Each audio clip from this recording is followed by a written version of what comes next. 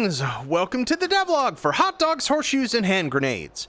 We're going to start off as always with a quick sound check. Make sure speakers aren't up too high. Wonderful. So what have we got for you this week? Well, we're in a familiar place that will now look to you, I imagine, a little unfamiliar. That is right. I have been working on the Grillhouse scene and decided to make some pretty large changes to it in terms of its overall vibe and lighting. You can see that I've taken the cap off of it. We have significantly more sort of dreamlike outdoor lighting, which gives us, some different, some more asymmetric sort of shadowing and lighting on things. I think that makes it look so much more pretty. Makes the reflections on weapons look prettier as well in the quote-unquote... Well, actually, no, it is the outdoor area of it now.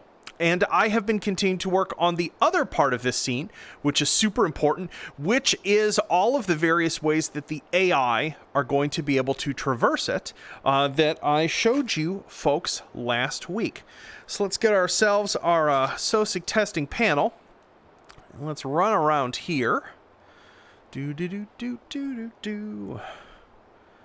So if we come around here, I temporarily moved the door reset panel over here. Eventually, this is going to be part of a sort of general utility panel when playing around here, but I haven't gotten to that yet.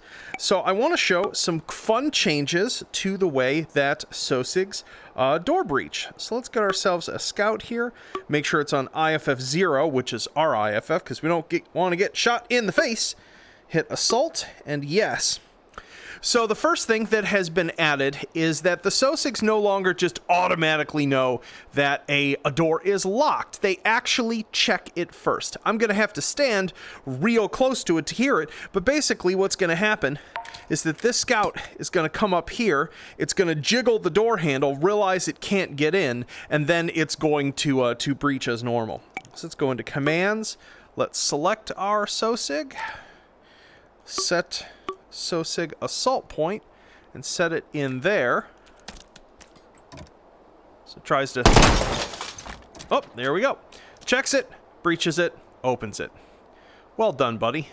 Let's reset the doors. Let's see if this actually works. Opens it. Haha, wonderful. Doing great there, buddy. Doing great. Whoa, that was almost some friendly fire there. So yeah, so that has been done. Sorry, done with you. Darn it. I know. I am just the worst employer. Let's see, delete them all. Let's go back here. Let's spawn another. So I want to show you this. This is a case where Anton did something wrong, but it ended up being good because it made me code in some functionality that I was probably going to need later. So I built a double door without really thinking about how a double door had to work and how you would enter it. And what I mean by this is that, as you can see, this has a little guard strip here. It's affixed to this door of the two. The handle is here, and the door opens in. Now tell me, what's the problem with that? Well, you can even blow out this deadbolt, which the actual, the connection to the door is there, and you still can't push this door open from the inside or the outside. And so it made me write a new behavior wherein basically the SOSIG attempts to breach the door via the deadbolt. And if anything else prevents them from doing so, like say an incorrectly built double door, or I don't know, if you've piled a bunch of garbage on the other side of it, it will then blow the hinges of the door out. So let's get ourselves a breacher. IFF 0. Spawn activated. Select all. Select our SOSIG. Come over here. Select assault point. I just realized if I do this before I reset the doors, SOSIG's just going to walk around the building and then enter it. Boop. There we go.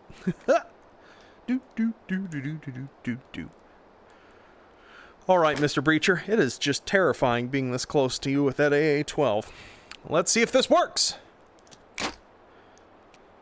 Come in, jiggle the door, blow the deadbolt, try to open. Bam! Doors off the hinges. Sosig has entered the premises. So I'm going to show you the hilarious glitch, which I still haven't fixed, because these behaviors are only when they're coming from the outside of the door in. Now, if I respawn that door and tell him to come back out, he is, because the way the Sosig is coded, it can only interact with these components here. So it can't actually unlock this deadbolt, and so this is what happens. He tries to come out. And as you can see, the door is sort of like jerking forward like that. Now, let's see. I can probably glitch slam it. Let's try this with something else. There we go. You are welcome, Mr. Sosig. And let's see. Can he go back in? Yep. Yeah, you can just push it open now. But yeah, so I need to actually go back and build this door correctly. Either the sort of door jamb material needs to go onto this side, or the doorknob needs to be on a different end. Whoops. Anyway, well, we already got ourselves a breacher here, so let's have him follow us around. There are a whole bunch of new types of path points in this level. So if I come over here and tell him to come over here, he should, yep, boop, he can drop down. He's gonna look a little odd. You can see here, he went into a combat state that wasn't a combat state before opening the door, and now he thinks he's supposed to point his gun at the ground, which is like, no, so you're fired. Let's get ourselves one who knows how to use the gun correctly. Boop boop boo doo doo doo doo doo doo. Let's I don't know. Let's switch it up. Let's get a rifle wiener. Correct IFF. Boop! Congratulations, new hire. Hopefully you know how to point your gun correctly. So yeah, so we're going to. Oh, and you want the AA-12 as well? You are so greedy. I guess we'll allow it. Let's see, make sure. I don't know why. I guess in the assault condition, I'm just telling them to always be pointing their weapons. I need to get the path to. I'm sort of using assaulting to a point as in this test. It really should be to path to, so they don't look like goobers. But yeah, let's see here. Let's see here. Whoop! That was. I did not mean to come this far over here. Sometimes I forget. Cool. Where did the Sosig go? Oh, he made it up there. Wonderful. Well, here, let's do can we do a, there we go. Okay, beautiful. So the Sosig used the ladder. So you can just drop down. I don't know. The way they animate sometimes looks so stupid. I love it.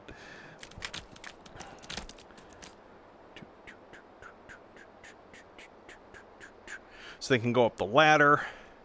I think the Sosig, is this a jump across point? Let's see. Yes, it is. Boop. So Sosig can bound across there. Wonderful. Let's get ourselves.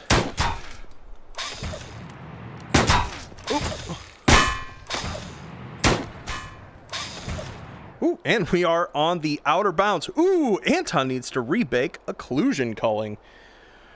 It wouldn't be a devlog without a glitch. So let's see here. We can tell it to path over here. It'll go down the ladder. It's going down the ladder a little slow. I think that probably needs to be adjusted. I love my little goober Sosigs. They're so ridiculous. Hey, it's like that level in Half-Life 2. You can do it. You can do it. I believe in you. I know this is the worst part.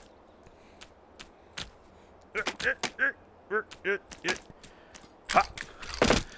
Hooray! You did it, buddy. Oh, goodness. Oh, sorry. No, don't shoot me. Don't shoot me with the AA-12. Oh, wonderful. And then I think, yeah. Let's just send him back down here. So starts off slow, and I think he speeds up as he goes, as he gets further down. Wonderful. Cool, let's give him a more complex task.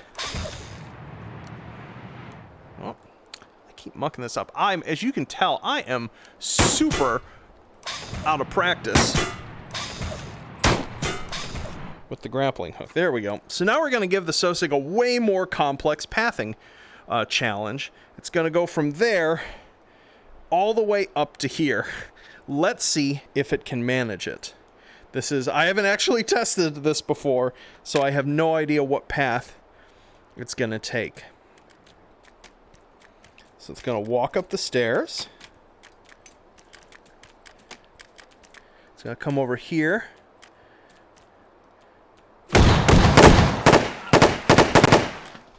It is going to just annihilate that door.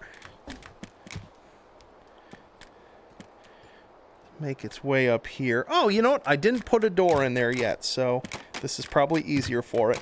Man, they make a colossal racket moving around. Is he stuck or something?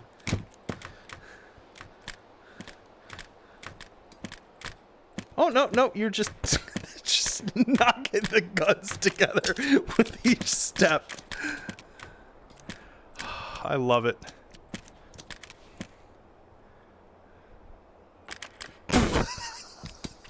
They're professionals. They are ladder climbing professionals. Oh, well done. Well done, Mr. Sosig.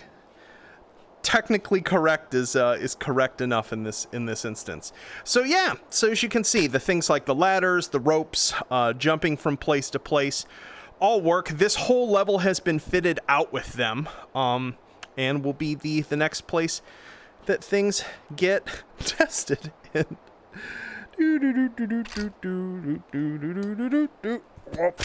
Bye! Oh, what the? I really have to fix that glitch. He's like, nope, I'm coming over here. Come on, let's try here. Ha! Oh. Just jumps back. Uh-huh. Oh, okay. Okay.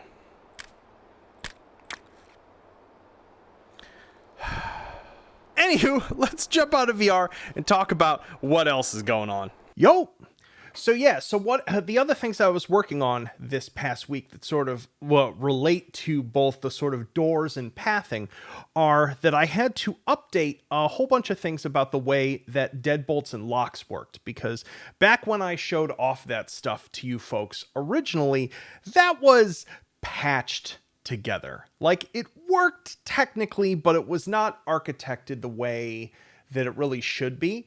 To be sort of expanded into other systems, especially in relationship to the keys. So while they're not ready to fully show off yet, I essentially rebuilt a bunch of how the key systems work to both for the things that I'm making, but also knowing that like modders who end up making other sorts of scenes and game modes with this stuff would probably love to have a whole bunch of utility systems for like giving agents keys and then making certain doors require keys. So the system is built to actually have 12 unique keys in the system. They've got a clear label on them, and I'm going to be building sort of utility functions for being able to, like, once a door has been spawned into the scene, being able to be like, you need key number 5 and you need key number 7, and that agent over there has key number 5 on it, and that agent there has key number 7, etc. So, which will be even more important because I do intend to eventually make a set of doors that aren't made of wood, but are made of metal. So they actually will require basically the keys or like an anti-material rifle to blow out the hardware on. So yeah. So let's see. So there was that part of it. And then most of the rest of this week, it's the reason I don't have a build ready just yet, was in sort of revamping the Grillhouse scene, as you saw there. And I was able to do, I had said last week that the changes that I was making to off-mesh links with the agent would essentially break all of the older content that used the older style of off-mesh links. And I realized all of a sudden just like how many mod scenes would probably have to be updated for that. It was going to be a pain. And so I instead went back and re-architected some of that system so that it can use both the old way things worked and the new way things worked. And it can mix and match it on the fly. So anyone who made a custom map that used off-mesh links, by all means, you should eventually update it to use the new systems that I'm putting in here, but there's no rush and the AI won't break using them, so it'll be a much smoother transition. In general, part of the reason that this update has been taking as long as it has to get into the shape it is that usually in the past when I've worked on new systems, I've just sort of torn them apart and slammed them back together in some form and pushed it out into the world. But I know that there's a much larger amount of content out there, that is now depending on certain things being in a certain form. And I don't want to just recklessly break things, especially when I don't have to, when I can make it so that both the old way and the new way works. And so that the migration path for that content can be smooth instead of bug ridden. So that is what I've been working on. My hope is now that I know I've already said this a bunch, but I think next week I will finally be able to get a first experimental branch build out. I mainly just have to finish tuning up a bunch of stuff that I didn't want to push an experimental branch until I had what I promised you folks, which was a little panel in the Grillhouse where you can just stand in a place and be like, spawn me 5 attackers coming from that direction, or spawn me 3, so you guys don't have to run around just placing them by hand. And I don't have that done yet. I only just now got all the pathing working in the scene last night without bugs, aside from my incorrectly constructed double door. So, but next week I will have an experimental branch build for you folks, and you'll be able to play with the new and improved spiffy looking Grillhouse scene, which will be a lot easier and faster and fun to play with and reset.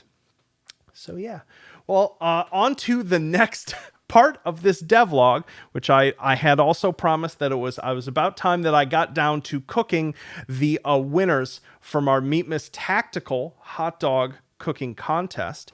And we're going to be doing the first one today, which is going to be my rendition, my version of it inspired by the tactical multi-dog, pocket multi-dog by Zyborg H. So let's all move over to the kitchen and watch Anton fail at doing a terrible cooking video.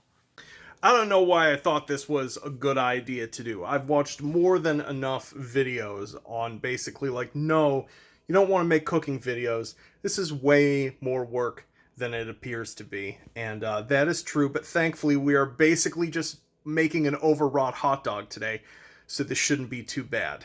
So let's switch over to the other side of this camera as I attempt to get it into a little tripod that might just fall over.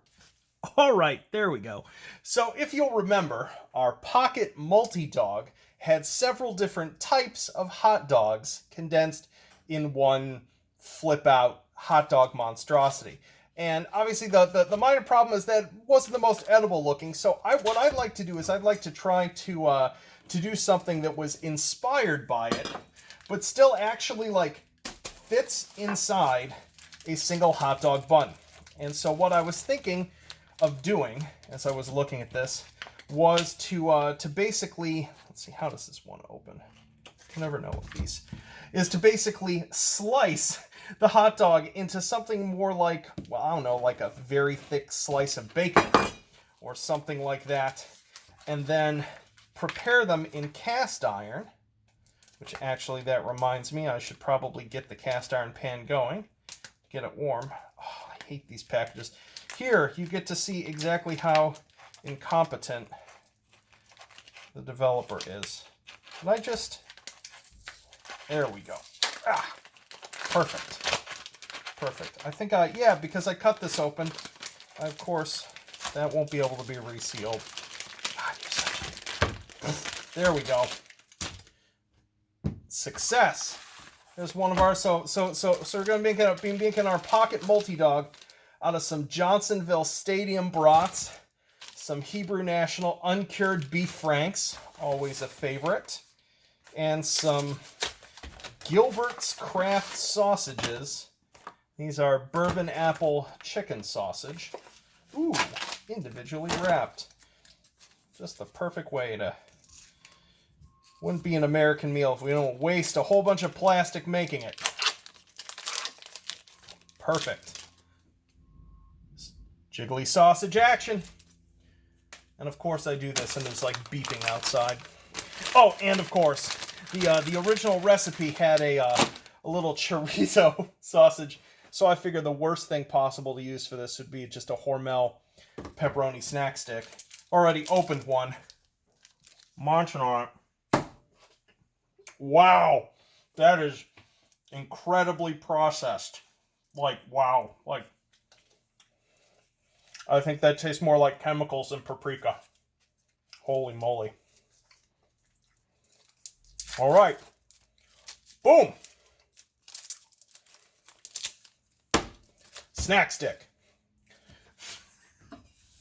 Oh my God, what am I doing? Let's turn on the pan. Perfect.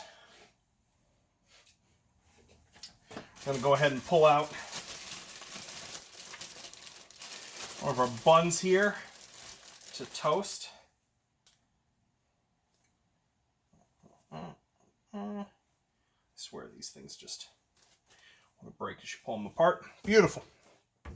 Cool. So now for our technique, I have no idea if this is going to work, but the idea, the logic of it at least, is to, instead of using a whole sausage or a whole hot dog, to get ourselves something a little more. This is a cleaver. It's not the best thing for this.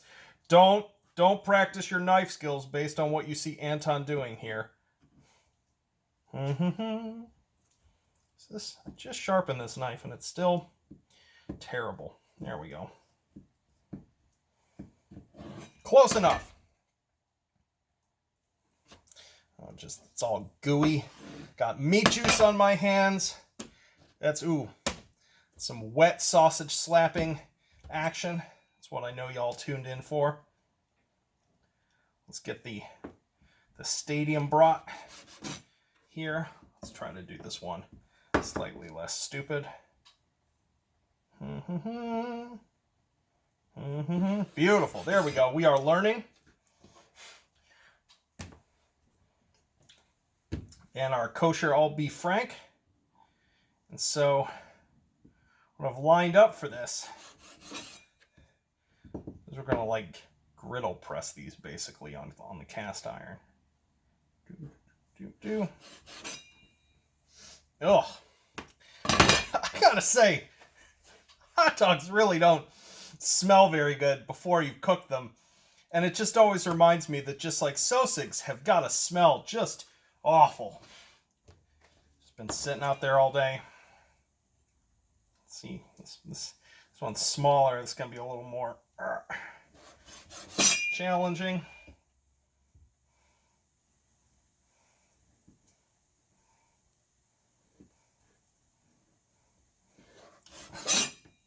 Beautiful. So there are our 4 sausage blades that are going to be going into our pocket multi-dog. We've got to we're going to need something to help hold them in there if we want to flip them out. So I got some little bamboo skewers here. We're just going to probably measure that there. Sort of go like that. Beautiful. All right, time to switch views. All right, so we got our cast iron. That's getting nice and hot. That's good. I guess these probably don't need much of any oil, but what the heck? I've never actually done this like this. Cool. Come over here. We got our sausage blades. Gonna get a paper towel here to just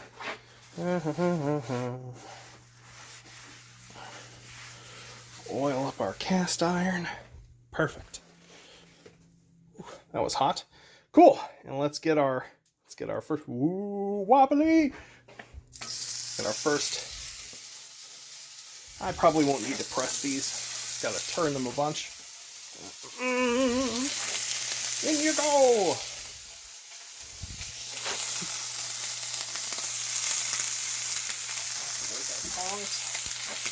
Wonderful.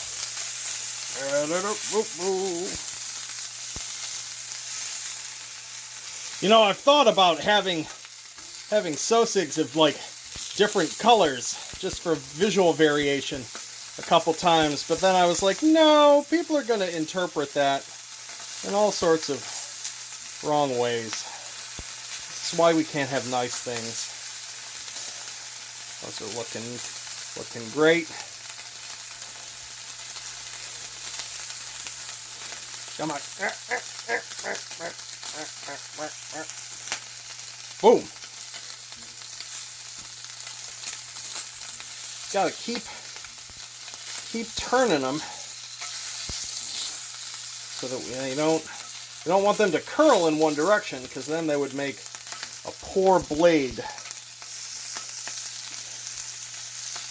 for our pocket multi-dog. These are, of course, all pre-cooked, so how much we cook them is kind of arbitrary. I'm going to make sure to give them a decent amount of color, though, to make this, I don't know, slightly edible.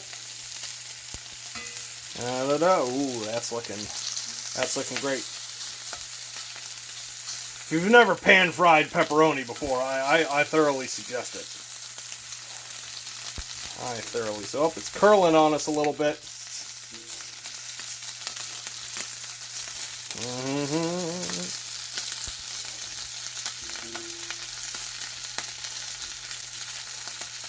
Pepperoni's trying to betray us. It is really challenging working a pan and holding a camera at the same time, I gotta say. Cool. We'll call you done. You get a brief look at my needs to be swept floor. Oh, there we go. That's the look. Look at that sizzling action.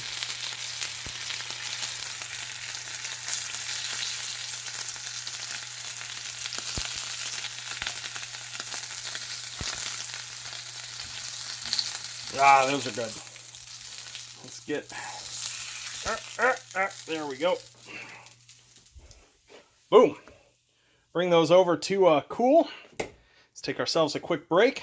I've got to say, I've got nothing but respect for the folks that actually like do real cooking videos. Like this stuff, I'm basically I'm not even I'm quarter-assing everything about this, and this is still like stressful to do. I don't know how folks manage to like cook complex things while still like, you know, talking.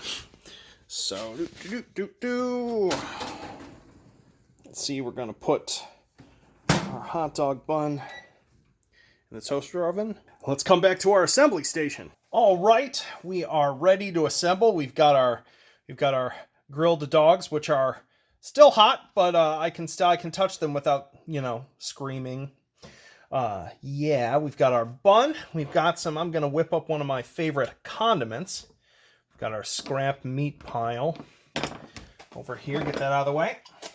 So yeah, so first things first, because our pocket multi-dog is sort of like a bunch of blades, I'm gonna put a cool, yeah, cut that more into like a blade shape, just because that's funny.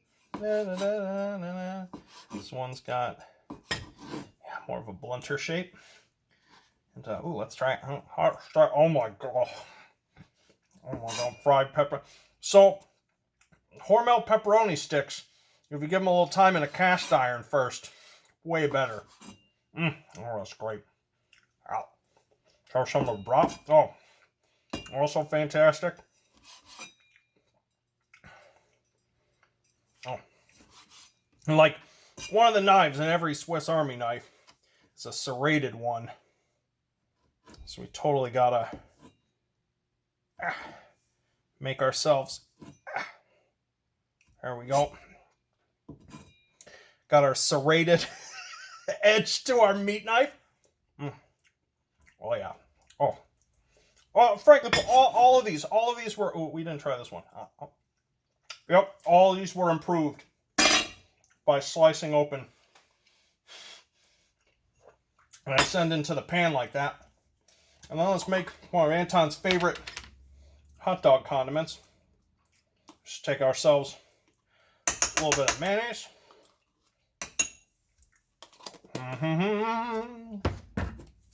And a little bit of this stuff. You can get this a bunch of different places, but it's Calabrian chili, basically, that has been pureed. And I think, yeah, a little bit of olive oil, a little bit of garlic. Just use a fresh spoon. And this stuff, if you like spicy food, this stuff will knock your socks off. So, perfect. I wonder if you can see my fat jiggling in the peripheral view of this phone camera. But beautiful. You get that? This is like my favorite spicy mayo. So we're just going to get a little bit of that in there.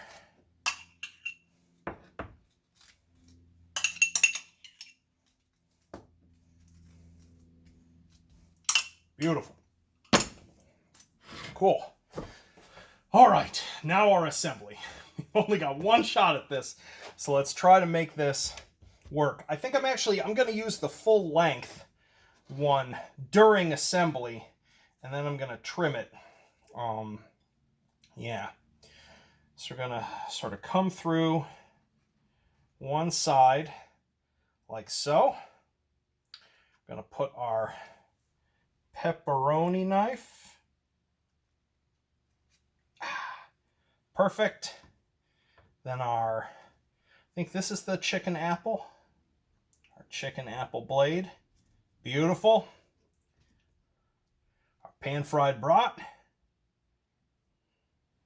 Excellent. And our all-beef frank. I'm going to pull that back a bit. Perfect. Ha-ha. And there you have it. We have, let's grab a paper towel here, clean up some of our meat juice. And there we have the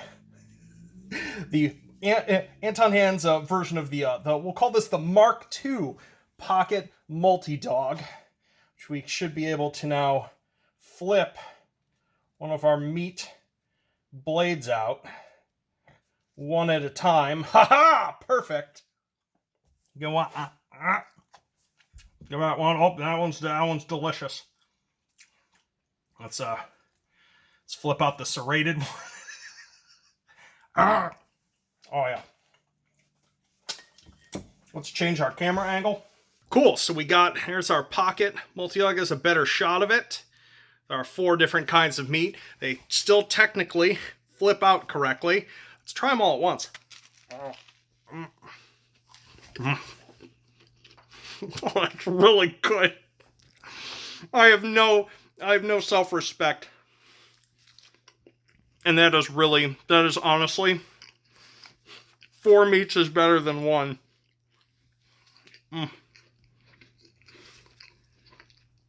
I actually recommend making this. What is wrong with me?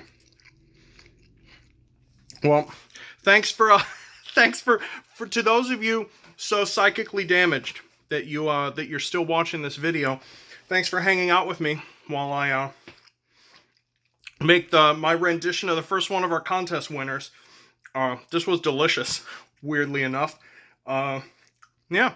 I'll see you folks all next week and actually hopefully have a build for you. Peace.